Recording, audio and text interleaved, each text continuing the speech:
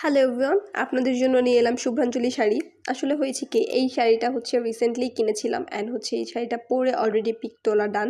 আর মেয়েদের যে একটা স্বভাব যে একটা ড্রেস একবার পরার পরে আর ইচ্ছা করে না যে ওই ড্রেসটা আরেকবার পরি, ইউনিক কিছু পরতে ইচ্ছা করে। তো ইউনিক কিছু করতে গিয়ে ভাবলাম যে শাড়িটাতে এখন দেখলাম যে অনলাইনে এই ব্লক অ্যান্ড এই ব্লকের কাজটা, হ্যান্ড প্রিন্টের কাজটা অনেক বেশি ভাইরাল বা একটা ট্রেন্ড বলতে পারেন। তো সেই ক্ষেত্রে ভাবলাম যে এই কাজটাই শুরু করি অ্যান্ড শুরু করে দেন রং আদার যা কিছু লাগে সব কিছু ম্যানেজ ট্যানেজ করে অলরেডি 2 দিন ধরে পরে আছি এই শাড়িটা নিয়ে। আজকে অলমোস্ট 3 দিন কমপ্লিট হবে অ্যান্ড দেখতেই তো পাচ্ছেন কাজটা কিন্তু অলমোস্ট কমপ্লিট, কিন্তু এখনও আমাদের আঁচলের কাজ বাকি আছে। এর ভিতরে আরেকটা গ্যাঞ্জাম করে ফেলছে। গ্যাঞ্জাম বলতে গিয়ে এক্সপেরিমেন্ট করছে একটা, ওই এক্সপেরিমেন্টটা ব্লু কালার দিছিলাম যে কেমন লাগে আসলে শাড়িটাতে, দেন দেখলাম যে না, অত একটা ভালো লাগতেছে না।